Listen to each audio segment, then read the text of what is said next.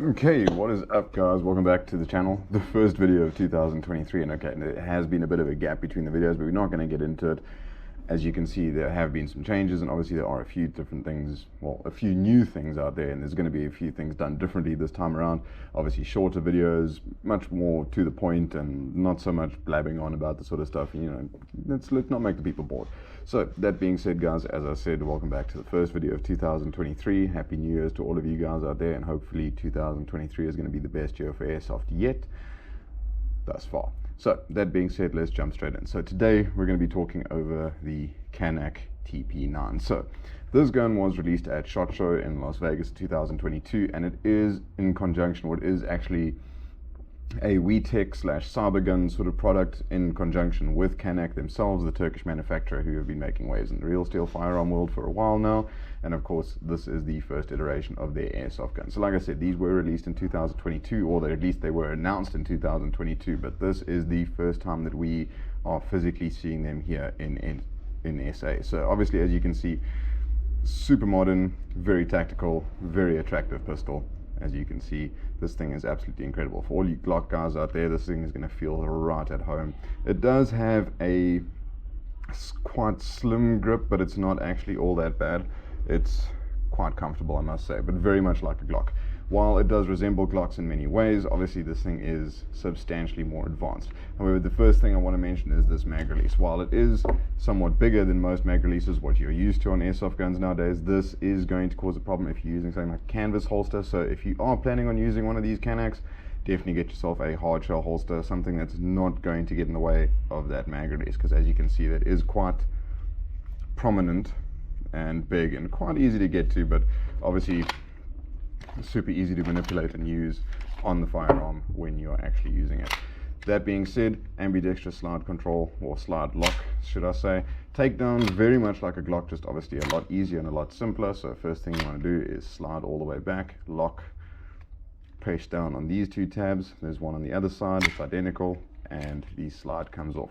So as you can see, they're still very much in line with Glock as far as design goes, or at least it resembles Glock, let's put it that way. But obviously this is Canik, and as you can see, it is slightly more challenging to put back together, but nevertheless a fantastic pistol. So another thing to mention, it does have the RMR slide cut out there, so you can obviously rip this plate out and put on your RMR sights or whatever it is you're planning on running. However, bear in mind you are going to be losing that iron sight, so any sort of hope of co-witnessing on your RMR, if you are planning on running an RMR, out of the question. It's just not going to happen, unfortunately, but that is still a awesome feature. Another thing that's interesting to note is the barrel.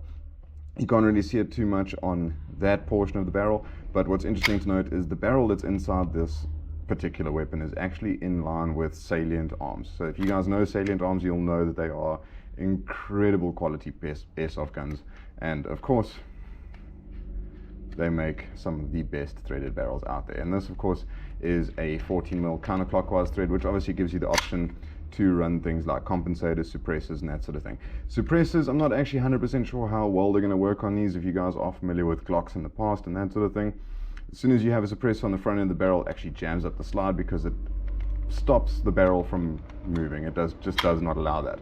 Whereas on the Canik, it doesn't drop as much. I've very nearly said Salient, but it doesn't drop as much, so you might actually be able to get away with it. However, a small compensator on the front there will do the job just fine. So yeah, another thing that's also really nice to mention is this trigger. So while it is somewhat Glock styled, you do have the sort of dual trigger, and of course the trigger will not depress unless of course you're pulling on the red safety tab. So really awesome trigger. It is somewhat wide, but pretty comfortable. Not a difficult trigger to use at all, and it's not actually cumbersome, although it does look very big and cumbersome, it's really not. So yeah, pretty cool. Another thing that's interesting to mention is it does have your fire indicator, but the weird thing is on the body it says fires without the magazine. However, the magazine is over there. Nothing happens, it literally just decocks the weapon essentially. But obviously with the mag in, it will fire once there's gas inside there, of course, which there isn't. So I'm not going to be firing these here because of course, well, it's just not safe.